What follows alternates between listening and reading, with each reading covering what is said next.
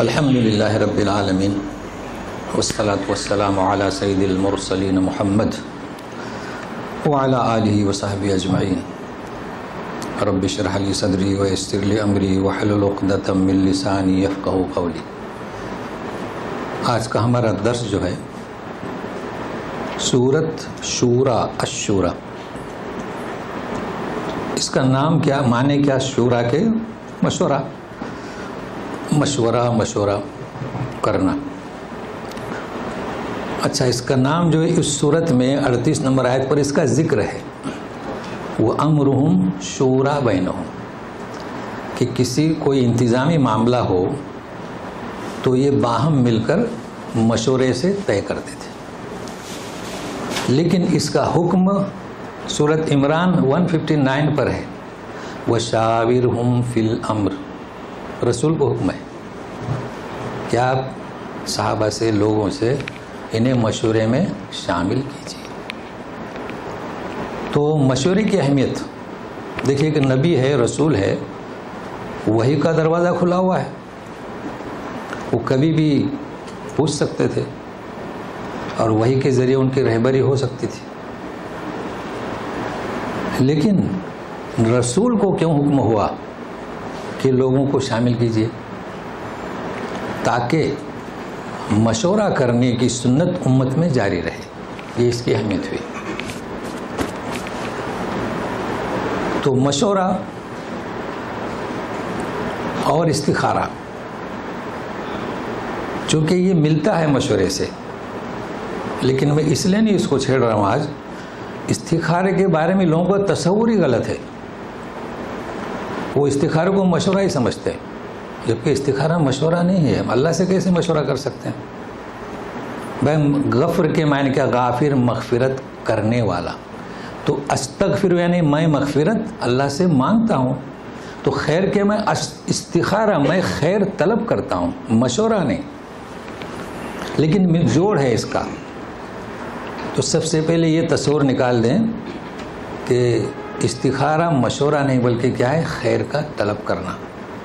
اچھا، اب جب اس کے معنی ہی غلط ہیں تو اس کا طریقہ بھی غلط.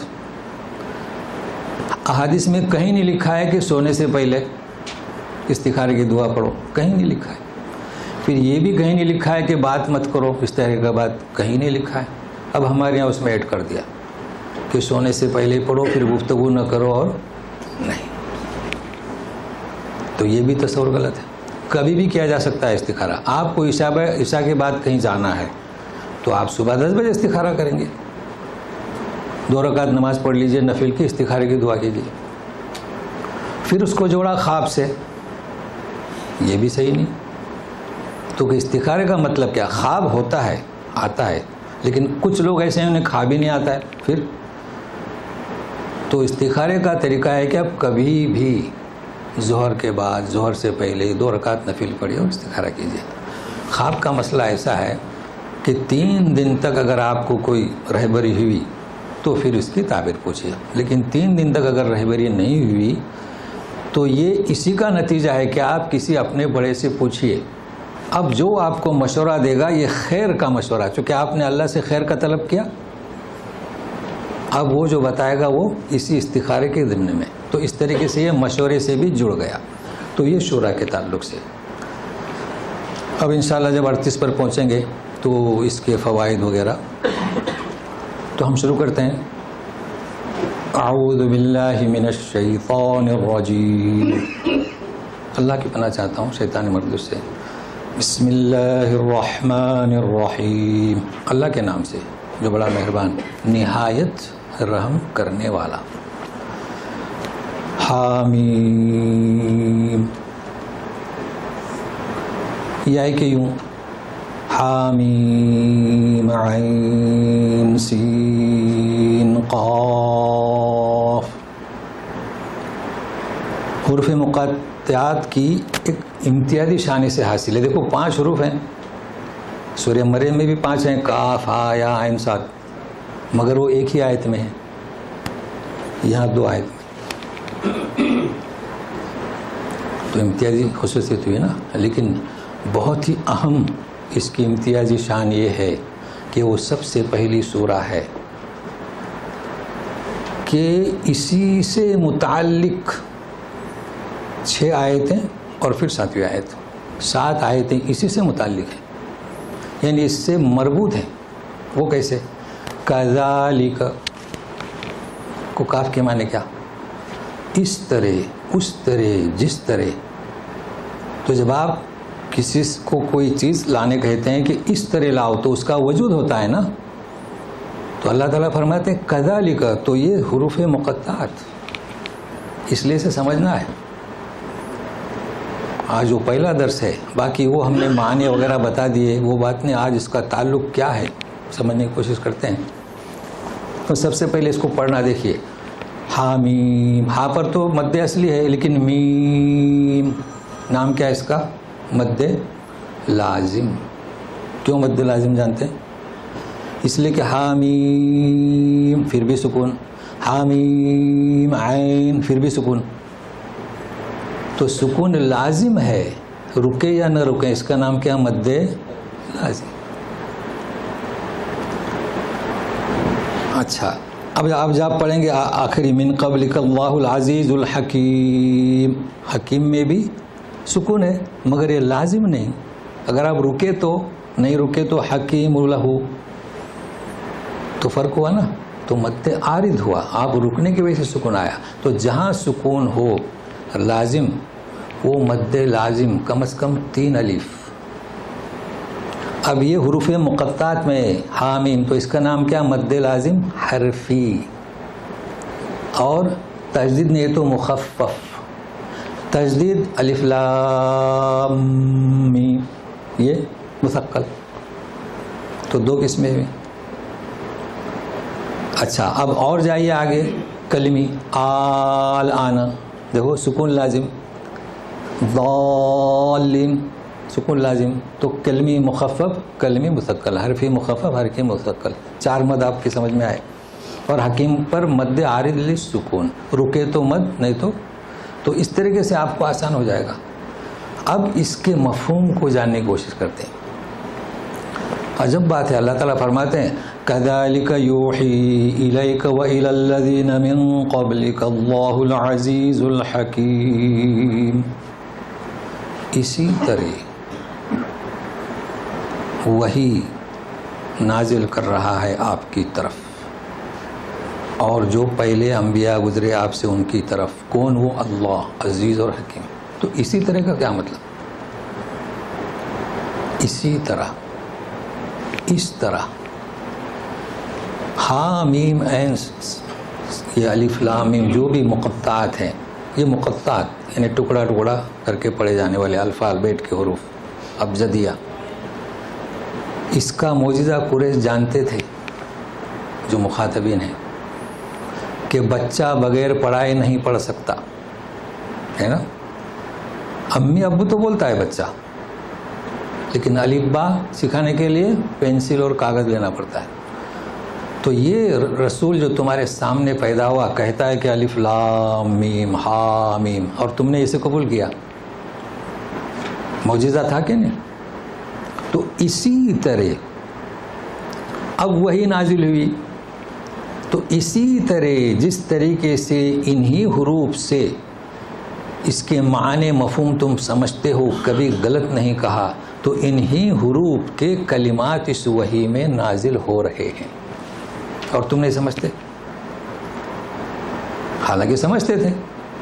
تو یہ ہے، تو اس سے ربط ہے۔ اب پھر اگلی 7ویں آیت میں اور دیکھیے اس کا مزید کیا ربط ہے، تو اسی طرح وہی نازل کرتا ہے تمہاری طرف ایک چیز، تم سے پہلے لوگوں پر، یعنی جو انبیاء گزرے۔ تو کیا معلوم ہوا کہ وہی جو ہے نبیوں کا سلسلہ شروع ہوا، آج تک یہ مشترک ہے نبیوں میں، البتہ نبی مختلف رہے، زمانہ مختلف رہا، مصر میں، شام میں، فلسطین میں، کنعان میں، لیکن یہ ہے ایک ہی چیز، لہذا کوئی نئی چیز نہیں ہے۔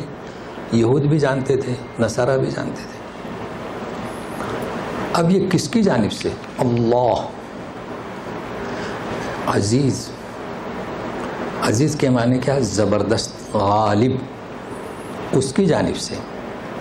تو خطاب کسے ہے؟ مشرکین سے اس وقت کے، کہ وہ ایسا غالب ہے کہ وہ وحی کو نازل کر کے رہے گا، کوئی اسے روک نہیں سکتا۔ دوسرا حکیم بھی ہے کہ اس نے اپنی حکمت سے یہ کلمات سے وحی بھیجی ہے، تو اس وحی میں حکمت ہے، اس کے نزول کے طریقے میں حکمت ہے، جس کے ذریعے نازل کی جا رہی ہے اس میں بھی حکمت ہے، اور جس پر اس میں بھی حکمت ہے، اور آپ مخاطبین اس میں بھی حکمت ہے، سب حکمت ہے۔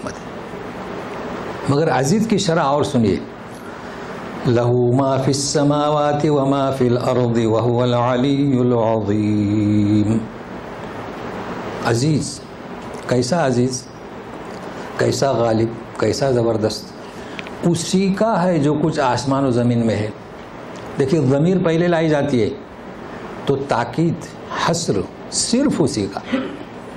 دیکھیے ہم کہتے ہیں سورہ فاتحہ میں ایاک نعبد، تیری ہی عبادت، اگر یوں ہوتا کہ نعبد کا تو حصر نہیں، تو لہو اسی کا ہے تو وہ غالب ہوا کہ نہیں؟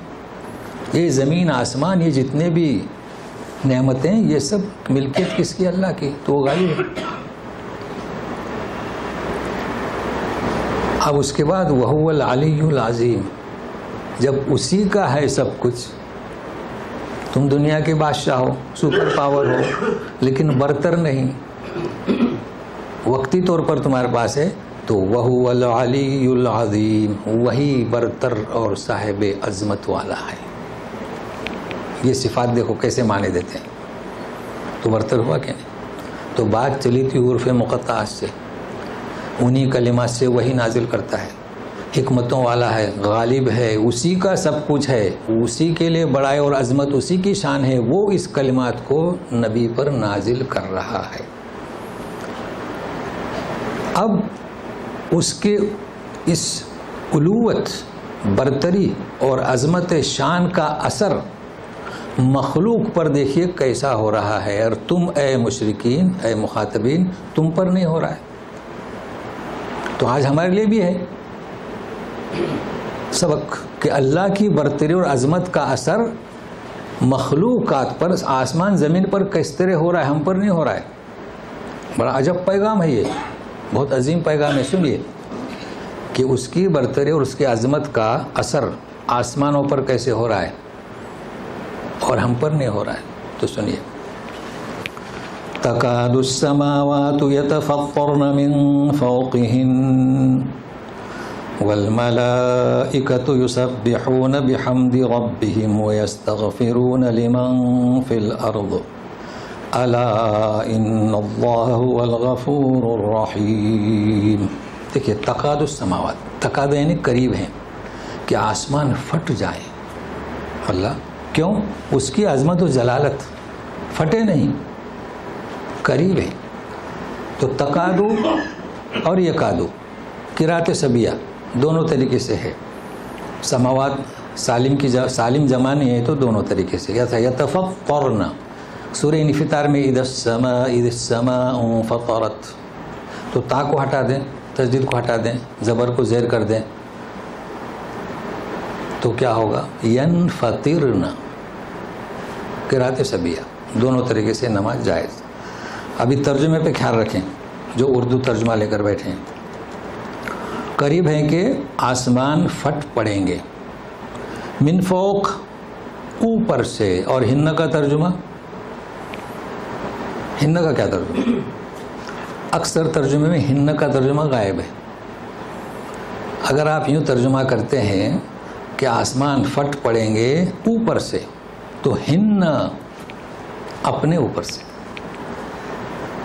تو جن کے پاس نہیں وہ اس میں اضافہ کر لیں، اپنے اوپر سے۔ اب اس میں دو چیزیں سمجھنا ہے، پھٹ پڑیں گے اور اوپر سے، اور پھر ملائکہ کا، فرشتوں کا ذکر ہے۔ تو ترجمہ سے فارغ ہو جائیں، فرشتے تسبیح پڑھتے ہیں اپنے رب کے حمد سے، اور استغفار کرتے ہیں جو زمین میں ہے ان کی۔ الا خبردار سنو، مغفرت کرنے والا وہ ہے، رحیم ہے۔ تو سنیے آسمان کیوں پھٹ پڑیں گے، قریب ہے اس، اللہ تعالیٰ کا جلال، اس کی عظمت اس بنا پر تو آسمان کیسی مخلوق ہے؟ ہم سے سخت ہے. انتم اشد خلقا ام السماء بنا. آسمان کی تخلیق ہم سے بڑی ہے. انسان کی تخلیق تو معمولی ہے، انسان تو فوت ہو جاتا ہے، اس کے پہلے آیت گزر چکے ہیں. مگر آسمان کب سے ہے؟ مگر وہ ہیبت سے گرنے کے قریب ہے. فوقہن اپنے اوپر سے، گرنے والی چیز اوپر سے ہی گرتی ہے، اس لیے فوقہن اپنے اوپر سے. تو یہ تو روب ہوا ان پر، آسمان پر. فرشتوں پر دیکھیے، اور فرشتے سورہ غافر میں الذین یحملون العرش، جو فرشتے عرش کو اٹھائے ہوئے ہیں اور جو ارد گرد ہیں، یعنی پہلے عرش کے پاس، یستغفرون للمؤمنین ہے نا، کہ مومن کے لیے مغفرت کی دعا کرتے ہیں. الذین آمنوا، یہاں ایمان کا ذکر نہیں ہے. کیا ہے سنیے. اور فرشتے، اب یہاں قید نہیں ہے، سارے فرشتے جو پہلے آسمان سے ساتویں آسمان تک ہیں. فرق ہوا نا. تسبیح پڑھتے ہیں اپنے رب کے حمد کی، یا اپنے رب کے حمد کے ساتھ. یہ تسبیح اور حمد میں فرق ہے، اس کے پہلے بھی ہو چکا ہے. بس تسبیح کے معنی کیا؟ تسبیح کی مثال دیں گے سبحان اللہ، یعنی ہر عیوب اور نقص سے پاک، اس کا نام ہے تسبیح. تو ہمارے یہاں مشہور ہے تسبیح فاطمی. بھائی یہ تو پہچان ہے. تسبیح فاطمی کیا ہے؟ پہچان کے لیے نام رکھا گیا. باقی سبحان اللہ جو ہم کہتے ہیں یہ تسبیح، اور پھر الحمدللہ یہ حمد، اور اللہ اکبر یہ کبریائی، مگر ایک پہچان. تو فرشتے صرف نقص اور عیب کی پاکی نہیں بیان کرتے بلکہ تعریف بھی کرتے. تو اس کو پھر آپ نوٹ کر لیں، ہمیشہ قرآن شریف میں یہ یسبحون کیا بحمد ربہم. تو حمد اور تسبیح الگ چیز ہے. دیکھیے ہم کہتے ہیں الحمدللہ رب العالمین، تو یہ تو حمد ہوئی، تعریف ہوئی، پھر ثنا ہوئی، پھر بزرگی ہوئی. تو یہ مختلف الفاظ ہیں، اس کے معنی بھی مختلف ہیں. اب چلتے ہیں. تو یہ فرشتے اللہ تعالیٰ کی برتری اور عظمت کی بنیاد پر تسبیح کرتے ہیں، پاکی بیان کرتے ہیں، حمد کرتے ہیں. اب کیا کریں گے فرشتے؟ لا یعصون اللہ امرہم، لا یعصون، نافرمانی کبھی نہیں کرتے. ویفعلون ما یؤمرون، یہ فرشتوں کی صفات ہے نا. ان کے نزدیک نفس کی خواہشات نہیں ہے. اب وہ کیا کریں گے؟ کس کے لیے مغفرت چاہیں گے؟ یستغفرون لمن فی الارض. اللہ اللہ، یہ کلمہ دیکھیے، لمن فی الارض. اور پچھلے سبق میں مومنین کے لیے. اب آپ بتائیں کہ یہاں تو کسی کی قید نہیں ہے نا، ساروں کے لیے، انسانوں کے لیے. تو کیا سفارش کرتے ہیں؟ یہی کرتے ہیں نا. یہ جب دیکھتے ہیں فساد جو ظلم ہو رہا ہے، تو آپ دعا کرتے ہیں نا یہ فرشتے اللہ سے کہ ان کے لیے کیا رہبری، ہدایت، توفیق. اور ہم بھی دعا کر سکتے ہیں. اگر کوئی نو مسلم ہے، اس کا باپ کافر ہے، تو اس کے لیے توفیق کی تو دعا کر سکتے ہیں نا. مگر مضمون یہ نہیں ہے. دوسرا سنیے، اصل اس میں روح کیا ہے وہ سنیے ابھی. اللہ سنو، فرشتے اللہ کے ارد گرد ہیں، عرش اٹھائے ہوئے ہیں، عرش کے ارد گرد ہیں، آسمانوں پر ہیں، آپ کے لیے دعا کرتے ہیں.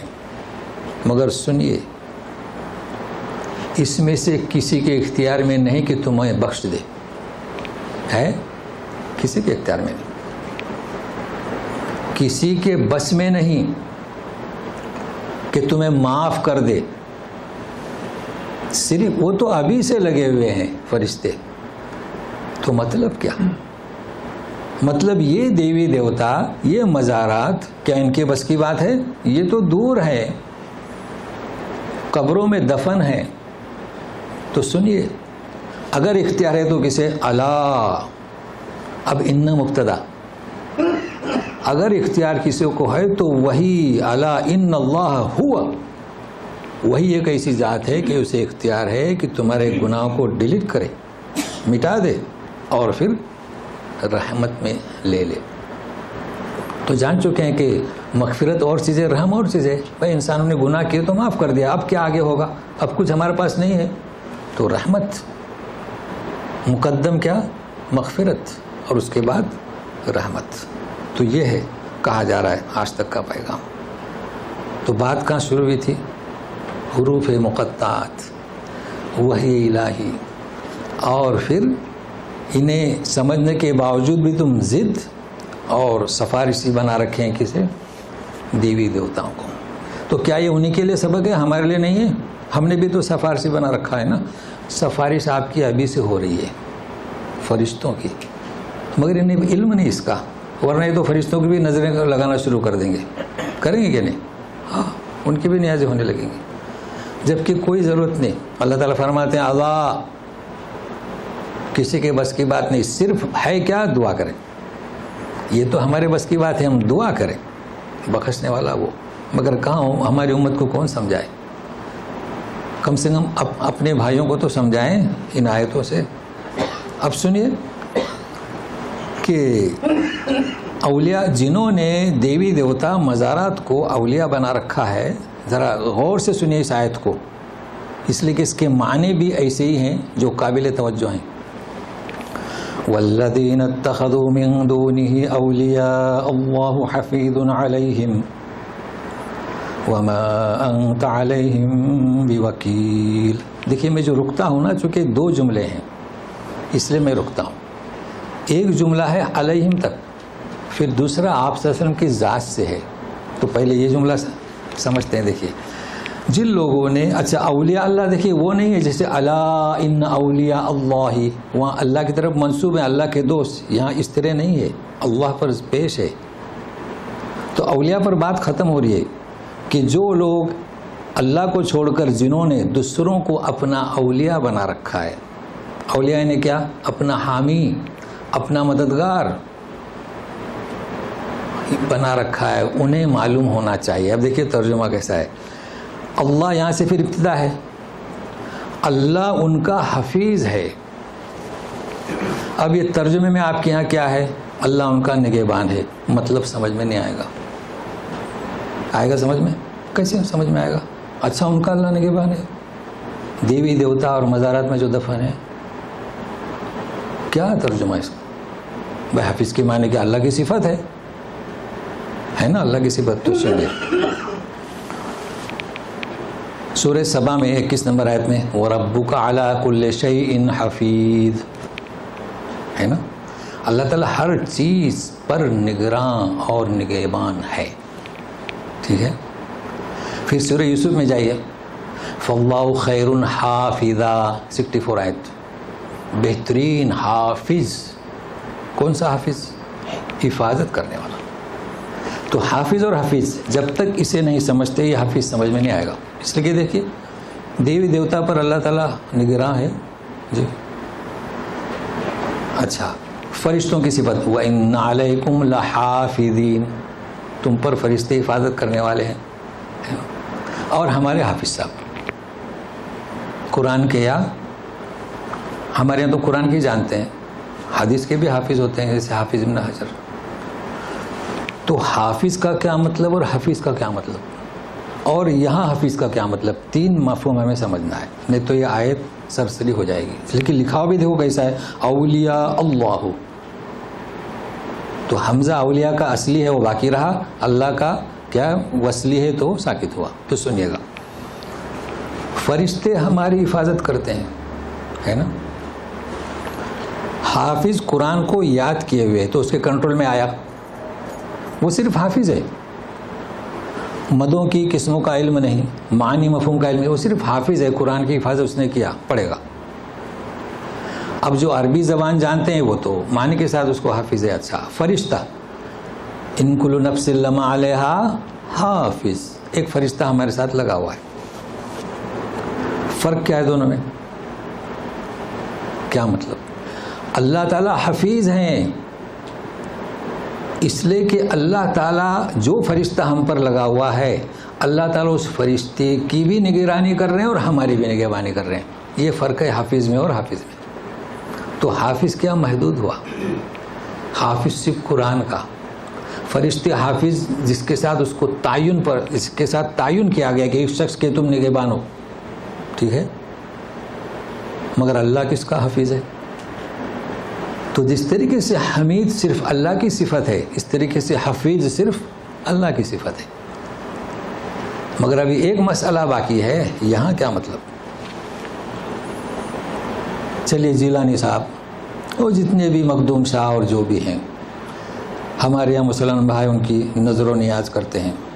اللہ تعالیٰ فرماتے ہیں اللہ حفیظ علیہم، تو کیا ترجمہ کریں گے؟ اللہ تعالیٰ کڑی نگاہ رکھے ہوئے ہیں. دیکھیے معنی میں فرق ہوا، مسئلہ حل ہو گیا.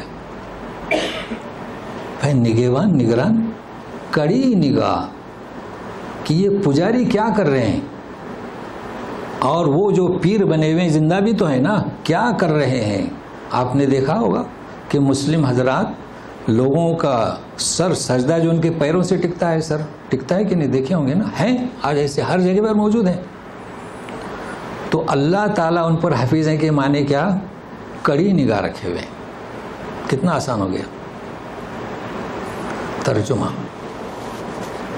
تو سنیے، اب رخ مڑ جاتا ہے، مگر یہ پیغام دے اپنے بھائیوں کو، یہ جو آپ کر رہے ہیں نا اللہ کی نگاہ میں ہے. آپ کی حفاظت تو وہ تو دوسرے معنی سے ہو رہی ہے، ان کی حفاظت ہو رہی ہے، ان کی بھی حفاظت ہو رہی ہے، وہاں مجاور بھی بیٹھتا ہے، مگر اللہ تعالیٰ کی عنایت سے کیا ہو رہا ہے؟ کڑی نگاہ کہ مجاور کیا کرتے ہیں؟ بزنس چلائے. بہرحال اتنا ہی آپ کے لیے جو بیسک ہے وہ دعوت دینے کے لیے بہت مؤثر ہوگی. رخ تبدیل ہو رہا ہے. وما انت علیہم بوکیل، رسول سے کہا جا رہا ہے. کیا بات ہے، رخ تبدیل ہوا نا، اس لیے کہ یہ ملحدین، یہ منکرین، ان حروف سے یہ کلمات وحی نازل ہوئے، سمجھ رہے ہیں. اور نبی کریم صلی اللہ علیہ وسلم ان کے شک کو، ان کے ریب کو، ان کے مریا کو، اب یہ تو ہمارے حضرات جانتے ہیں، مطلب ان کا شک، ان کا دلی اضطراب، ان کا اللہ کے بارے میں جاہلانہ کیا جھگڑا، یہ سارے شک. تو ہمارے رسول نبی کریم صلی اللہ علیہ وسلم مؤثر طریقے سے جواب دیتے رہے، ان کے شک و شبہ، ریب و مریا کو دور کرنے کی کوشش کرتے رہے. اس کے باوجود بھی یہ باطل سے چمٹنے میں اصرار کرتے رہے. تو اللہ تعالیٰ فرماتے ہیں افسردہ مت ہونا. دیکھیں وما انت علیہم بوکیل، کیا فرماتے ہیں؟ افسردہ مت ہو جاؤ. کیوں؟ اب وکیل کس کے مقابلے میں آیا ہے؟ حفیظ کے مقابلے میں. یہ تو ہم کڑی نگاہ رکھے ہوئے ہیں، آپ ذمہ دار نہیں. کیسے کڑی نگاہ رکھ سکتے ہیں؟ دیکھیے معنی تبدیل ہو گئے. وکیل کے معنی کیا؟ حامی بھرنے والا، کورٹ میں جا کر ہماری ضمانت رکھنے والا. مگر یہ کس کے مقابلے میں؟ حفیظ. کڑی نگاہ تو ہم رکھے ہوئے ہیں، آپ نہیں رکھ سکتے. آپ اس کے ذمہ دار نہیں کہ یہ کیا کرتے ہیں، کس قسم کا شرک اپناتے ہیں. تو یہی ہمارے لیے ہے. ہم کس کے ذمہ دار ہیں؟ اچھے اسلوب سے دعوت کو پہنچائیں. اب پھر کذالک، یہاں پر بھی خاص توجہ چاہتا ہوں، سنیے.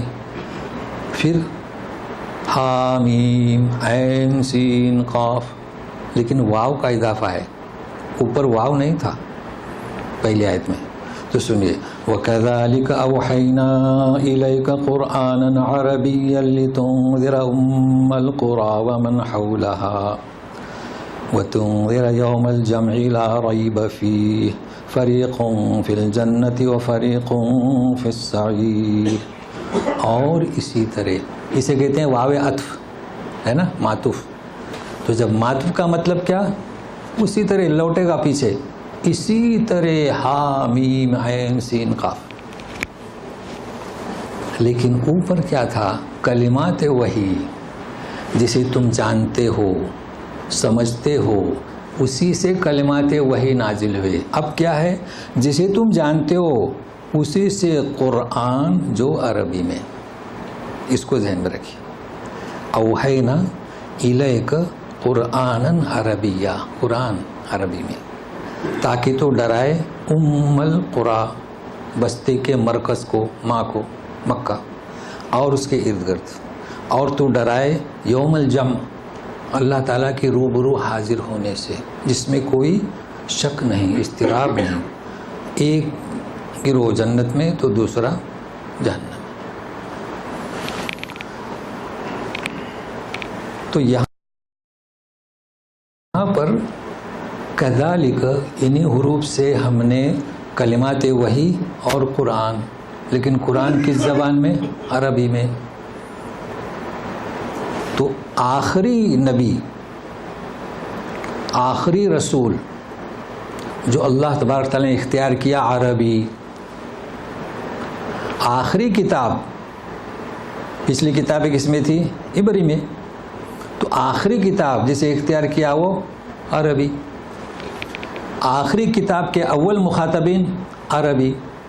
تو عربی کی اہمیت ہوئی کہ نہیں ہوئی؟ ہوئی. تو عوام کو اور بالخصوص جو قرآن کو سمجھنا چاہتے ہیں، وہ چاہے علماء ہو، چاہے اسکالر جو آج کل جو عصری تعلیم والے آگے بڑھنا چاہتے ہیں، بڑے بڑے لوگ ہیں سمجھتے ہیں عربی کو. تعلیم تو چاہے انہوں نے عربک BA کیا ہو، جو بھی کیا ہو، انہیں عربی سے دلچسپی رکھنا چاہیے. کیوں؟ ہمارے دین سے اس کا تعلق ہے. اس میں ان لوگوں کی تردید ہوتی ہے جو عربی سیکھنے سے منع کرتے ہیں کہ ضرورت کیا، تھوڑی سی اردو کتابیں موجود ہیں، اردو کتابیں تو اس سے قرآن سمجھیں گے. نہیں، اللہ تبارک تعالیٰ نے اختیار کی آخری کتاب وہ عربی زبان، عربی رسول، عربی مخاطبین. تو ہمیں چاہیے کہ عربی سے دلچسپی رکھیں، کوشش کریں. بھائی عصری تعلیم ہماری لینگویج نہیں، انگریزی تو ہماری زبان نہیں، لیکن ہم حاصل کرتے ہیں، ماسٹر بن جاتے ہیں. تو تھوڑا عربی بھی سیکھ لیں. کتابیں موجود ہیں، منہاج العربی، عربی کا معلم، تھوڑا تھوڑا. تو جن کو فرصت نہیں، یہاں ہم بتاتے ہیں آہستہ آہستہ اس کو بھی کوٹ کرتے جائیں. تو بہرحال عربی کی بڑی اہمیت ہے.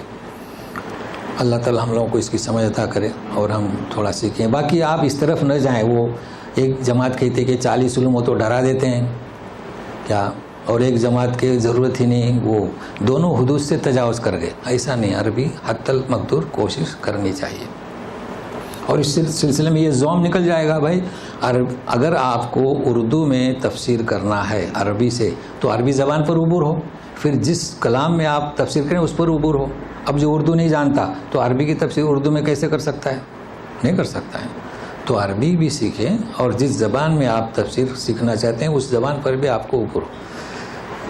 تو سنیے، اب ذرا آیت سے جڑیں.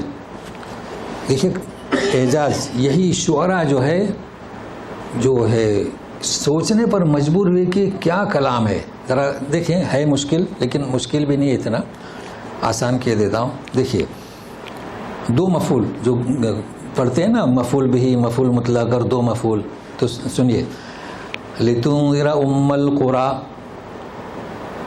ام القری یعنی کیا؟ بستی کا مرکز. جیسے کہ آج بھی جدہ مکہ کے تحت ہے اور ساری بستی اس وقت جو اطراف کی نا، اسے جیسے ہمارے تحصیل کہتے ہیں، بعد میں پھر کیا ضلع ہوتا ہے نا. تو چونکہ اللہ کا گھر تھا تو اسے مرکزی حیثیت اللہ نے دی، تو وہ ام القری اور آج تک بھی وہ بستیوں کا مرکز ہے. ڈرائیے. تو یہ مفعول پہلا ہوا نا، دوسرا مفعول نہیں. یہ دیکھیں آپ، دوسرا مفعول ہے نہیں ہے. ومن حولہا، مکے کی اطراف کی بستیوں کو ڈرائیں. دوسرا مفعول نہیں. کس سے ڈرائیں؟ یہ دوسرا مفعول. بھائی آپ کھائیں، کھانا کیا کھائیں؟ مچھلی کھائیں، مرغی کھائیں. تو یہ اعجاز بتلا رہا ہوں قرآن کا. اب سنیے، وَتُنذِرَ يَوْمَ الْجَمْعِ، اور اللہ کے روبرو ہونے سے ڈرائیے. دوسرا مفعول ہے یہ. تو پہلا مفعول یہاں نہیں، پہلا مفعول ہے. بھائی کسے ڈرائیے؟ تو لوگوں کو ڈرائیے. تو مکہ کی بستی کو ڈرائیے، مکہ کے اطراف والوں کو ڈرائیے اور لوگوں کو ڈرائیے. کس بات سے ڈرائیے؟ یوم الجمع. تو پہلے دو فکروں میں دوسرا مفعول نہیں، تیسرے فکرے میں پہلا مفعول نہیں. اس کو کیا کہتے ہیں؟ اعجاز. شاعر بھی عاجز رہے اس سے. اب ہم لوٹتے ہیں، سمجھ گئے نا، بہت آسانی سے سمجھ گئے. اب ہم لوٹتے ہیں، حولہا سے کیا مراد.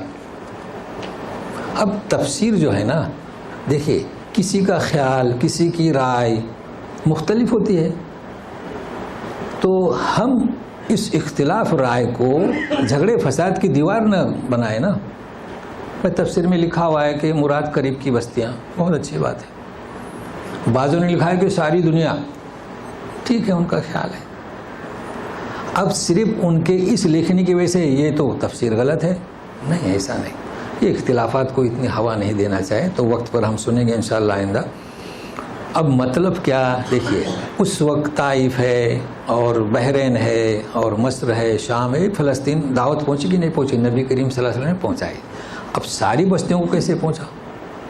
تو اہل علم کیا کہتے ہیں کہ یہ دوسری بعثت، یعنی بعثت یعنی آپ سمجھ، بعثت نہیں ایکچولی اصل میں، یعنی بعثت کا پیغام اس کو کھینچنا. وَتَكُونُ عَلَى النَّاسِ شُهَدَاء، ہے نا. نبی کریم صلی اللہ علیہ وسلم کی بعثت ہوئی، انہوں نے اپنی رسالت کو پہنچایا نزدیک کے بستیوں میں، لیکن یہ ختم نہیں ہوا. مسلمانوں نے پہنچایا کہاں تک؟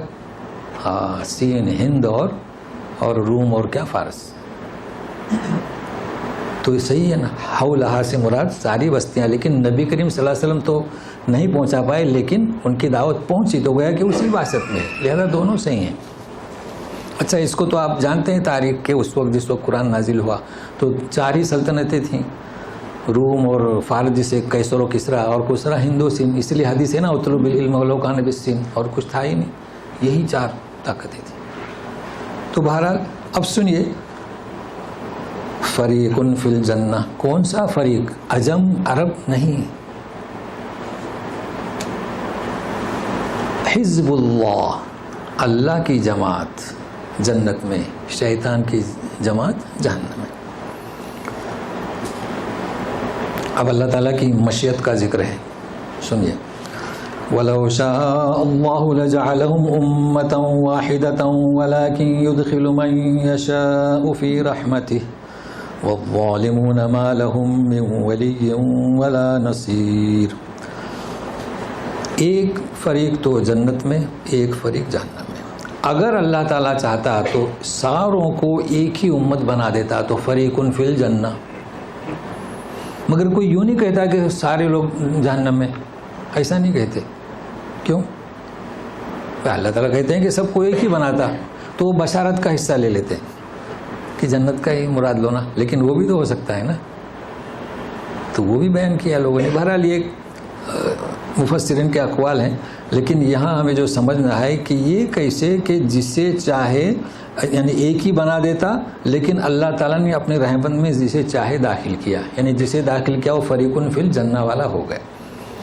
یہ اس لیے کہ اللہ تعالیٰ نے ایک سنت بنائی کہ تم اگر میری اطاعت کرتے ہو تو راضی برضا، زمین و آسمان قالتا اتینا طائعین، حکم ہوا کہ اطاعت کیجیے.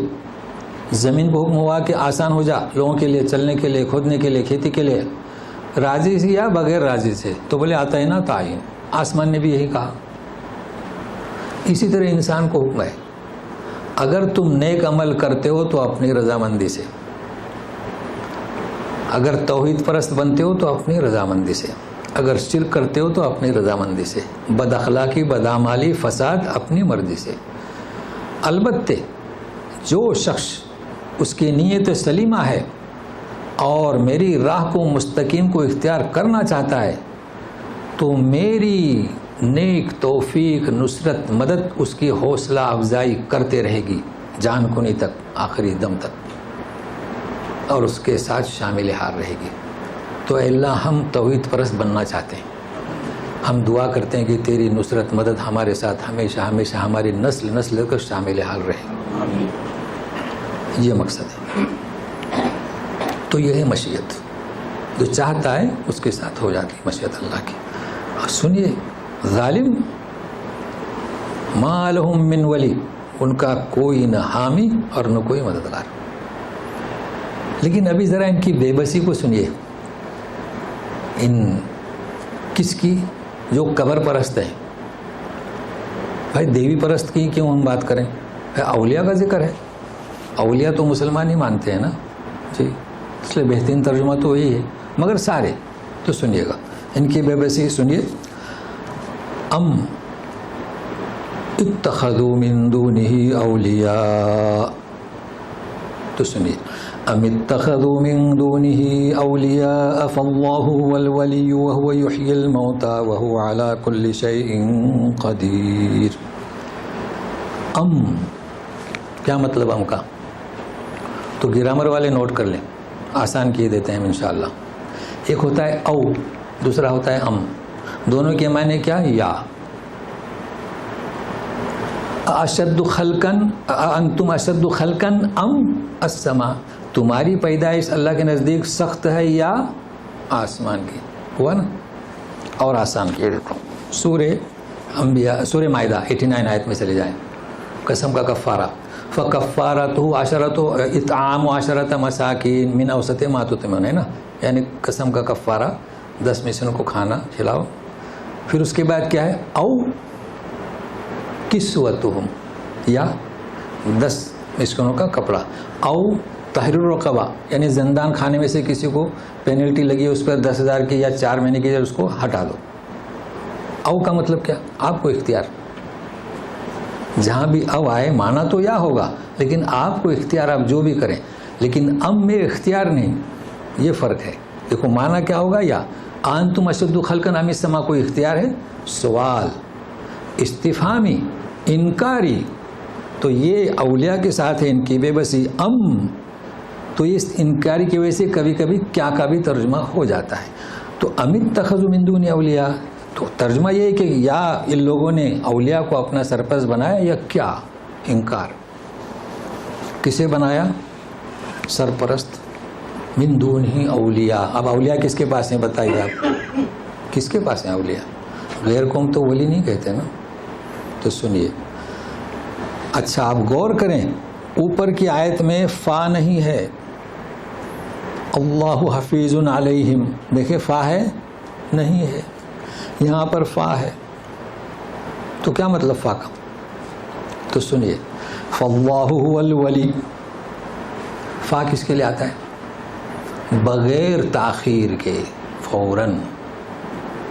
تو سنو، اوپر تو سخت نگرانی، وہاں فوراً کی ضرورت نہیں تھی.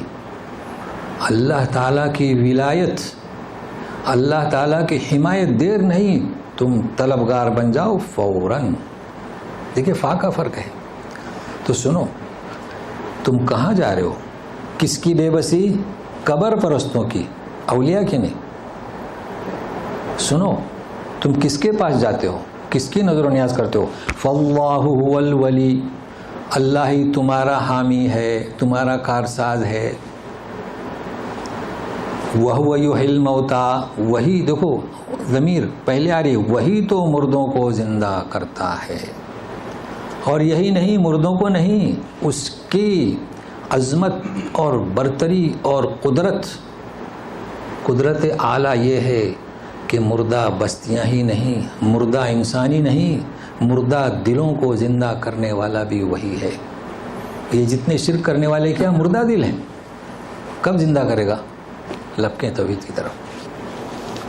وَهُوَ عَلَى كُلِّ شَيْءٍ قَدِيرٌ، وہی تو ہر چیز پر قادر ہے. اب آپ بتائیے، یہ جو پڑے ہوئے ہیں مقبروں میں، یہ بے بس ہیں کہ نہیں؟ یہ بے بس ہیں. اب ان کی بھی بے بسی، ان کی بھی بے بسی، پرستاروں کی، اور ان کی بھی بے بسی. وہ خود اپنی بگڑی نہیں بنا سکتے. کیا مدح ہوتی ہے قبروں پر، بگڑی بنانے والے، ہے نا. تو سنو، یہ بے بس ہیں، وہ خود کی بگڑی نہیں بنا سکتے، تو تمہاری کیا بگڑی بنائیں گے؟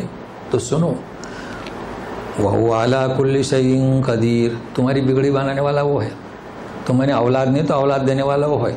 اگر اولاد ہے تو انہیں حفاظت کرنے والا وہ ہے. حفیظ وہ ہے، حافظ وہ ہے. اب ایک چیز امت کے لیے، ہمارے لیے بھی سنیے گا. وَمَا اخْتَلَفْتُمْ فِيهِ مِنْ شَيْءٍ فَحُكْمُهُ إِلَى اللَّهِ ذَلِكُمُ اللَّهُ رَبِّي عَلَيْهِ تَوَكَّلْتُ وَإِلَيْهِ أُنِيبُ. ترجمے بھی تھوڑی توجہ دیں. جس کسی بارے میں تم اختلاف کرو کسی چیز کا، تو فیصلہ کہاں لے جاؤ؟ اللہ کی طرف.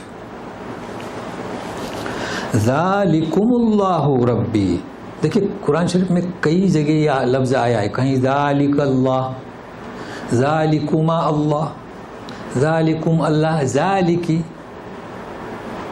تو آج اچھی طرح سمجھ جائیں، اصل میں ذالک یعنی کہ اس میں اشارہ یہ، ٹھیک ہے. دو حضرت ہارون اور موسیٰ علیہ السلام، تو دو. ذالکن ساری عورتیں، مگر جمع کے لیے کم نہیں آتا. ذالک ذالکما اولئک، تو یہ کم جمع کا صیغہ نہیں ہے، اس کو سمجھانا ہے، یہ سمجھے. تو مخاطب اگر ایک ہے تو ذالک کے معنی کیا؟ اشارہ، جیسے اس طرح حامیم کی طرح ہے نا. تو ذالک یعنی یہی جو علی کل شیء قدیر، یہی میرا اللہ میرا رب ہے. مگر یہاں سب سے مخاطب ہیں اللہ تعالیٰ. کن سے؟ یہ قبر پرستاروں سے، دیو دیوی پرستاروں سے. تو کم سے مراد تم سب نے، چونکہ سب سے خطاب ہے. ذالکم یہی اللہ ربی میرا رب ہے. معنی واضح ہو گئے؟ پھر سے یعنی کما کم، یہ کس سامنے جو مجمع ہے ان کی وجہ سے کما کا لفظ استعمال. اگر دو ہوں تو، ایک ہے تو ک اور سب ہیں تو کم، عورتیں ہیں تو کن، ایک عورت ہے تو کی، دو عورتیں ہیں تو کما. اس کا مطلب یہ نہیں کہ تم دونوں، اللہ تو ایک ہی ہے. تو اس کا مطلب کیا؟ ذالک یہی اللہ، ذالکما یہی اللہ، ذالکم یہی اللہ، ذالکن یہی اللہ. سامنے مخاطب مختلف ہو جاتے ہیں. واضح ہو گیا؟ تو یہی اللہ، ذالکم اللہ ربی میرا رب ہے. کون سا رب؟ علی کل شیء قدیر. کون سا رب؟ الولی الغفور الرحیم یحیی الموتی. اسی پر میں بھروسہ کرتا ہوں، اسی کی طرف میں لوٹتا ہوں. اچھا، بھروسہ کرتا ہوں تو آپ جانتے ہیں یہ ذرائع جو ہیں ایک تدبیر ہیں. یعنی گاڑی کو لاک کر کے نکل جانا، تو گاڑی پر ہم بھروسہ نہیں کرتے، بھروسہ تو اس پر ہے نا، مگر یہ تدبیر ہے. لہذا تدبیر توکل کے خلاف نہیں. لیکن انیب کا لفظ ہے، اسے سمجھنا ہے. انیب کسے کہیں گے؟ ایک ہوتا ہے رجوع. بھائی رجوع میں اور اناب میں فرق ہے. دیکھیے توبہ میں فرق تو آپ جان چکے ہیں نا. توبہ تو آدمی لوٹتا ہے شرک پرستی سے توحید کی طرف. تو اناب کسے کہیں گے؟ دیکھیے رجوع میں ایک شخص سفر پر گیا اور لوٹا، ہے نا، لوٹا. توبہ شرک کرتا تھا، اللہ سے معافی چاہا اور لوٹا. انیب دل سے، جیسے آپ جانتے ہیں نا ذالک ہاتھ کا اشارہ، ہوا دل سے اشارہ. تو انیب دل سے میں اسی کی طرف لوٹ رہا ہوں. تو اس نے، وہ تو کوئی گناہ نہیں کیا نا، وہ رسول تو کوئی گناہ نہیں کیا کہ توبہ کیا استغفار کیا، نہیں، ایسا نہیں ہے، بلکہ میں دل سے اس کی طرف. اب یہاں جو چیز بچی ہے یہ تو ترجمہ ہوا، اصل تو باقی ہے. اختلفتم، یہ چیز بڑی اہم ہے. دیکھیے کس میں اختلاف؟ اگر تم کسی چیز میں اختلاف کر جاؤ، کسی حق اور باطل کے درمیان، کسی حلال و حرام، کسی چیز کے حلال و حرام ہونے میں، یا کسی عمل کے مفید اور مضر یعنی فائدہ اور نقصان دہ ہونے میں، تو ہمیں کیا کرنا چاہیے؟ اپنی عقل کو جج نہ بنائیں. یہ تو ناکام ہے، ہماری عقل فانی ہونے والی ہے، اسے کیسا جج بناتے ہیں؟ تو جج کسے بنائے؟ فحکمہ الی اللہ. بس اس چیز کی ہمارے یہاں کمی ہے. ہمارے یہاں تو تصادم ہوتا ہے حنفی شافی کا. شافی کہتے ہیں کہ مور کھانا حرام ہے اس لیے کہ وہ سانپ نکلتا ہے. حنفی کھاتے ہیں کہ حلال ہے کھاؤ. تو شافی کے سامنے وہ ضرور کاٹ کے کھاتے ہیں. جی صاحب. تو اللہ تعالیٰ کیا فرماتے ہیں؟ اپنی عقل کو جج مت بناؤ. قرآن میں دیکھیے کیا لکھا ہوا ہے، احادیث میں کیا لکھا ہوا ہے. تو مطلب یہ کہ اپنے طریقہ کار کو آپ جج بنا کے دوسروں سے نفرت نہ کریں. ہمارے سب سے بڑا ٹیڑھا مسئلہ یہ ہے کہ لوگ، اب یہ کوئی چیز ہے حلال و حرام، میں حلال حرام کی بات کیا ہے؟ شرک پرستی، ہاں مزار پرستی، یہ. تو اگر آپ نے اللہ کی طرف رجوع کیے اور اللہ کی طرف رجوع نہیں کیے، دونوں میں فرق ہوگا. اگر اللہ کی طرف رجوع نہیں کیے تو جھگڑا بڑھتا جائے گا. دیکھیے بڑا نا، میں آپ کو بتا رہا ہوں چونکہ آپ لوگوں کو اس کا تجربہ نہیں ہے. آئیے اگر دونوں ایک ساتھ ہونا تو جیسے کہ بارڈر ہے، جی ہاں، جھگڑا بڑھ رہا ہے کیونکہ اپنے دماغ کو انہوں نے جج بنایا کہ سانپ نکلتا ہے، سانپ نہیں نکلتا ہے، چلیے. اور اگر اللہ کی شکر کر دیا تو اس کا حل نکلے گا. کیوں؟ الی اللہ و رسولی فإن تنازعتم فی شیء، یہ ہم لوگوں میں چیز نہیں ہے. اور آج جو بتنگڑ بنا ہوا ہے امت کا، وہ اسی بنا پر جو اختلافات علماء ہوئے ہیں، ہر فرد اپنے اپنے مسلک پر ڈٹا ہوا ہے. کیوں؟ اپنے دماغ کو جج بنایا، اور دماغ کو نہیں تو اپنے پیشوا کو. تو اللہ تعالیٰ ہمیں توفیق دے کہ یہ جو کیا کہتے ہیں اختلاف جو ہمارا رونما ہوا ہوگا، واقعی اختلاف سے ہماری امت بٹ گئی، تقسیم ہو گئی. اوس و خزرج بھی دشمن تھے، مگر جب نبوت ان کے پاس پہنچی تو فالف بین قلوبہم، اخوانا، بھائی بھائی ہو گئے. ہم تو بھائی بھائی ہیں، لیکن بھائی ہونے کے باوجود ہم بٹے ہوئے ہیں. کھانے پینے کی چیزوں میں، معمولی معمولی چیزوں میں، نماز کے طریقے میں. بس اللہ تعالیٰ ہمیں ہدایت دے. اور اصل وجہ یہ ہے کہ قرآن ہے عربی میں، اور ہم عربی سے سمجھنے سے دور ہیں. ہم اردو سے تفسیر سمجھنے کی کوشش کرتے ہیں، بس یہی وجہ ہے. اب اردو میں جو لکھا ہوا ہے وہ ہمارا جج ہے، تو سنتے رہیے. اب 2 صفتیں اور بیان ہو رہی ہیں، انشاءاللہ ہو جائے گا وقت کے اندر. فاطر السماوات والارض جعل لكم من انفسكم ازواجا ومن الانعام ازواجا يذرؤكم فيه جعل لكم من انفسكم ازواجا ومن الانعام ازواجا يذرؤكم فيه ليس كمثله شيء وهو السميع البصير. جی یہاں پر اللہ کی صفت کون سی ہے؟ آسمان و زمین کا فاطر. تو فطر جانتے ہیں کہ چیز کو پھاڑ کر بنانا، پہلے دھواں تھا بنا دیا، مگر یہاں کیا ہے؟ جعل لکم من انفسکم، تمہاری نفس سے جوڑے. تو اس میں انسیت ہوئی انسان کو انسانوں میں سے، عورت اور مرد، اور چوپاؤں میں سے بھی جوڑے. یذرؤکم فی، پھیلاتا ہے. فی یعنی کیا؟ آسمان تو زمین تو مؤنث ہے، فی یعنی اللہ تبارک تعالیٰ کا جو عمل ہے پھیلانے کا، تخلیق، اس لیے مذکر کی دلیل ہے. لوگوں نے اعتراض کیا، اس کا جواب انہیں دیا گیا.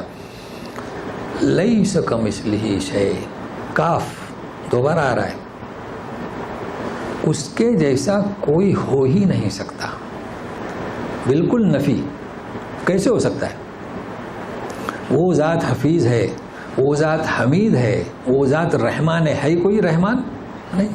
رحمان جو سب کو دیتا ہے، کٹر سے کٹر کافروں کو بھی دیتا ہے، انسان کے بس کی بات نہیں. حمید ساری صفات کا حقدار وہی، حفیظ ہر ایک کی نگرانی کر رہا ہے وہ. انسان نہیں کر، فرشتے نہیں کر سکتے، تو اس کے جیسا کون ہو سکتا ہے؟ لیس کمثلہ شیء. مگر کہاں جا رہے ہو؟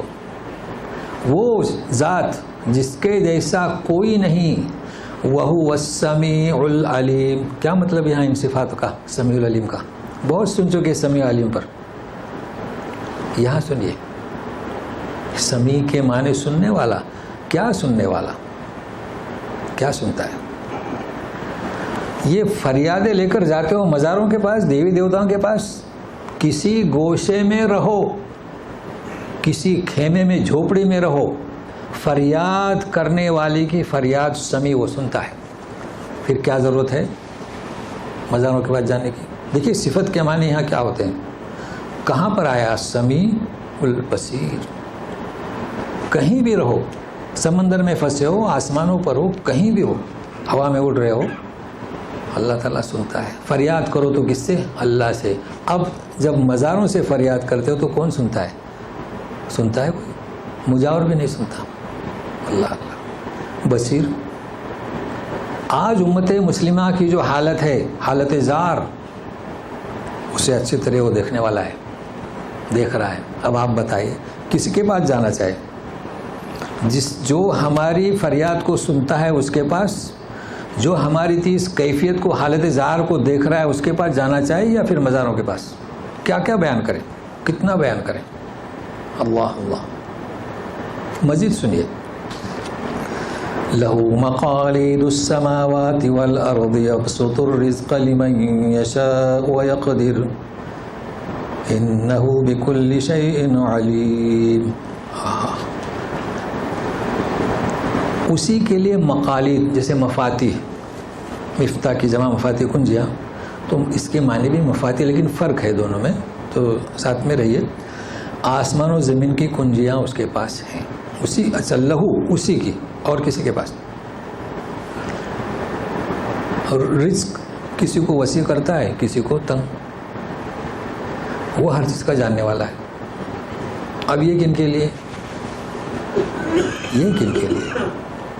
دیکھیے انسان کی فطرت ہے دنیا میں نفع، اقتدار اور عزت ہے نا. ہمارے یہاں مشہور ہے روٹی کپڑا مکان، یہ تو عوام کا تک یہ کلام ہے روٹی کپڑا مکان. لیکن جو بڑے بڑے ہیں کیا؟ نفع، عزت اور اقتدار. تو عوام بھی روٹی مکان اور کیا کپڑا ہے، اس کے بارے میں وہ کیا کرتے ہیں. اور جو بڑے بڑے رؤساء ہیں، بڑے بڑے لوگ ہیں، وہ کیا کرتے ہیں؟ جانتے ہیں کیا کرتے ہیں؟ اس قدیر کو بھول جاتے ہیں. دنیا میں حکمرانوں، دنیا میں بادشاہوں، دنیا کے ساہوکاروں، دیکھو روٹی کپڑا مکان والا ساہوکاروں کے پاس جائے گا، یہ دیندار ہے مگر جائے گا، ان کی آؤ بھگت کرے گا، پھر کیا کرے گا؟ ان کے قریب ہو جائے گا. پھر جو وہ ساہوکار جو ظلم ستم غریبوں پر ڈھاتے ہیں ان میں یہ ہاتھ بٹائے گا. کیوں ہاتھ بٹائے گا؟ روٹی کپڑا مکان کے لیے. کیوں ہاتھ بٹائے گا؟ عزت نفع اور اقتدار کے لیے. جبھی تو اسے کرسی ملے گی نا. انہیں معلوم نہیں کہ مقالید اس ذات کے پاس ہے. تم کہاں جا رہے ہو؟ تو اب مقالید کا کیا مطلب؟ مقالید کا مطلب یہ ہے، ایک تو خزانہ ہوتا ہے. آج کل خزانچی ہوتے ہیں، خزانچی کے پاس ہم نے دے دیا. اب وہ جو چیئرمین ہے اس کے پاس کچھ نہیں، وہ تو خزانچی کو بلانا پڑے گا نا، ہے نا. وہ بادشاہ ہے. قارون کا خزانہ کہاں تھا؟ تو کنجی والے کو بلانا پڑے گا. ہاں اللہ تعالیٰ ایسے نہیں. وَلِلَّهِ خَزَائِنُ السَّمَاوَاتِ وَالْأَرْضِ، مقالید بھی اسی کے پاس ہے. تو یہ مقالید، اسے ضرورت نہیں کہ کسی کو بلائے. وہ جب چاہتا ہے تو کھول کر دیتا ہے. تو یبسط الرزق لمن یشاء، اور جب چاہتا ہے تو کم دیتا ہے. دے کر بھی آزماتا ہے، نہ دے کر بھی آزماتا ہے. انہ بکل شیء علیم، وہ اچھی طرح جانتا ہے کہ کسے دینا کھول کر، کسے دینا تنگ رکھنا. اصل اس میں سبق کیا ملا ہمیں؟ سبق یہ ملا کہ ہمارے پاس وہ ذات ہے، اللہ کل شیء قدیر ہے، سمیع ہے، بصیر ہے. ہم تو بڑے فضائل آتے ہیں قرآن کے پہلے اور پچھلے صفحے پر، اللہ کے نام یاد کرو. اس طرح سے یاد کرنا ہے، اس طریقے سے یاد کیجئے جو اس کے معنی مفہوم ہے. تو میں ایک ایک کر کے انشاءاللہ آپ کو بتاتے رہتا ہوں، اور گرامر بھی. تو بہرحال جتنا مجھ سے ہو سکا. اب چونکہ آئندہ جو ہے درس کا ہمارا آغاز ہوگا شریعت کا. شرع لکم من الدین ما وصی بہ نوح، تو انشاءاللہ وقت سے پہلے پہنچنے کی کوشش کریں. تو دعا کریں کہ ہم نے یہ جو آج سوا صفحہ جو مطالعہ کیا، ہمیں اس کا اجر عطا کرے. ہمیں جو روزگار ہیں ان کی روزی میں برکت دے، جو بے روزگار ہیں انہیں روزی کے راستے فراہم کریں. جو صاحب اولاد ہیں ان کے اولاد کو صحت دے. جو اولاد کے متمنی ان کی گود جو ہے اولاد سے بھر دے. جو بیمار ہیں ان کو صحت عطا فرما، اور جو صحت یاب ہے ان کی صحت میں برکت دے. اور عامۃ المسلمین کو پر رحم کرم کا معاملہ عطا فرما برحمتک یا ارحم الراحمین. اعوذ باللہ من الشیطان الرجیم. لہ مقالید السماوات والارض یبسط الرزق لمن یشاء ویقدر انہ بکل شیء علیم. جی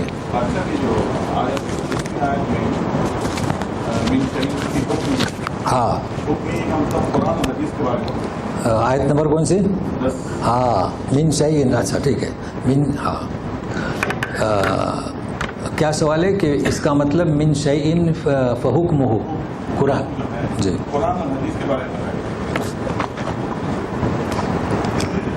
فحکمہ، فا ہے. یہ جس وقت قرآن نازل ہو رہا تھا اس وقت تو جیسے کہ اللہ تعالیٰ فرماتے ہیں نا یعلم الکتاب والحکمت، ہے نا حکمت. تو یہ شرع یعنی حدیث کیا ہے؟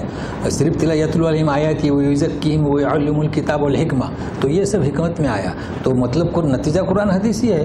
مطلب ہے کہ اس وقت کیا تھا کہ اللہ کے رسول جو آپ کو سمجھاتے ہیں، ٹھیک ہے نا. اب آپ صلی اللہ علیہ وسلم کی وفات کے بعد وہ کس میں اس کا نام کیا دیا گیا؟ حدیث. جو خوارج ہیں، ہاں خوارج قرآن کو تو مانتے تھے، ہاں حدیث کو جو ہے نا. ہاں اب آ گیا ان کا سوال سمجھ میں. تو یہ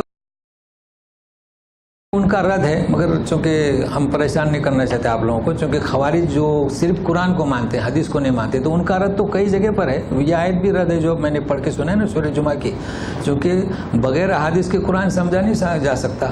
چونکہ ابھی ہم جو یہ بیان کر رہے ہیں کہاں سے؟ حدیث سے نا. تو یہ بالکل صحیح ہے جی جی.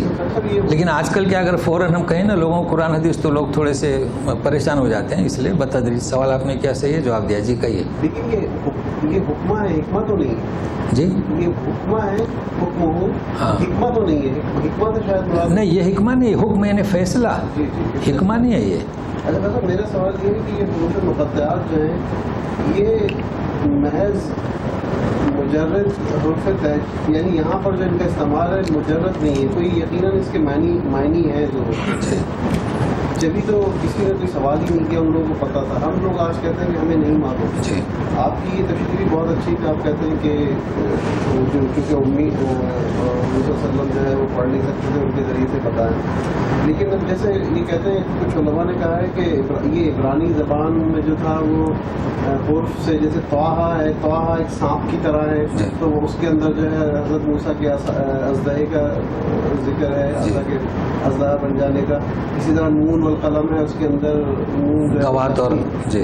تو وہ کہہ رہے تھے اس کا کوئی مطلب ضرور ہے، تو وہ کیا چھپا ہوا مطلب ہے اس میں جو ہمیں نہیں پتہ چلتا. جی ایک سوال یہ ہے. جی. اور دوسرا سوال یہ کہ لمن یستغفرون، ملائکہ جو ہے یستغفرون لمن فی الارض جو کرتے ہیں، تو اس میں ہم اپنے غیر مسلم بھائیوں کے لیے کیوں نہیں دعا کر سکتے؟ ہمیں کیوں منع کیا گیا ہے کہ آپ دعا نہ کریں؟ بلکہ یعنی ایک فریق یہ کہتے ہیں کہ جو ہے وہ زندہ ہوں تو ان کے لیے کریں، جو مردہ ہوں ان کے لیے نہ کریں. جی اس کو ذرا سا بات. جی پہلا سوال حروف مقطعات کا، آپ تفسیر ماجدی لے لیں، اس میں سب کے معنی لکھے ہوئے ہیں. یا ہے کہ ہماری سورہ بقرہ کی کیسٹ اس کے معنی ہیں، ہر ایک چیز کے معنی ہیں. جیسے الف سے اللہ، الف سے انا، لام سے اللہ، را سے ارا، یہ معنی لکھے ہوئے ہیں، ہر ایک چیز سے لکھے ہوئے ہیں. لیکن کیا ہے، یہ معنی قریش سمجھتے تھے، اس لیے تو اعتراض نہیں کیا. کبھی اعتراض نہیں کیا کہ یہ تم کیا کہتے ہو. یہ زینت تھی اس وقت شعراء کی. جیسے آج کل ہمارے یہاں ہے نا، کچھ لوگ اسٹیج پر آتے ہیں تو بزرگوں اور دوستوں بھائیوں اس طرح شروع کرتے ہیں، کہاں لیڈیز اور جینٹل مین. تو یہ تقیہ کلام جو ہے نا، اس وقت تقیہ کلام تھے، تو معنی کو جانتے تھے، اس لیے اعتراض نہیں کیا. اور اس کے معنی تفسیر ماجدی میں موجود ہیں، اور ہم نے بھی اسے بیان کیا ہے. پورے حروف مقطعات کے معنی وہ اس طرح کے ہیں، الف سے آنا، لام سے اللہ، را سے ارا. اچھا، دوسرا سوال آپ کا لمن فی الارض، تو آپ غور سے سنیے وہ کیا دعا کرتے ہیں. دیکھیے نبی کریم صلی اللہ علیہ وسلم نے بھی زیارت کی، اجازت طلب کی اپنے ماں کی، تو زیارت کی اجازت ہوئی. تو جب تک، جیسے کہ آج کل اس کی فکر کسے ہوتی ہے جو ایمان لاتے ہیں، تو ان کے والدین مشرکی رہتے ہیں نا، تو آپ ان کے لیے ہدایت کی دعا کر سکتے ہیں. اور جہاں وہ کفر پر موت واقع ہو گئی، اب دعا نہیں کر سکتے، خلاص. وہ تو کفر پر موت واقع ہو گئی نا، اب ان کے لیے دعا نہیں ہو سکتی. یہ مسلم طریقہ ہے، چونکہ وہ کفر پر اس کی روح نکلی ہے، تو بات ختم ہو گئی. لیکن خالد صاحب، ابھی آپ کیسے بتا سکتے ہیں کہ وہ جس شخص کا والد ہے جو ہے وہ انتقال ہو گئے، ہو سکتا ہے ان کے دل میں بھی اللہ کی محبت ہو، لیکن وہ سوسائٹی کی وجہ سے بتا نہیں پا رہے. ہاں، ان کا سوال ہے کہ ایمان ان کے دل میں تھا. ایسے کئی لوگ ہیں، آپ ایسا نہ سمجھیں، ایسے کئی لوگ ہیں جو ایمان کو چھپائے ہوئے ہیں. وہ تو قصہ گزر چکا ہے کہ آل فرعون میں ایک شخص ایمان چھپایا ہوا تھا. اگر یہ مر جاتا، ہمیں اگر علم نہیں ہوتا، تو اللہ کو تو علم ہے نا.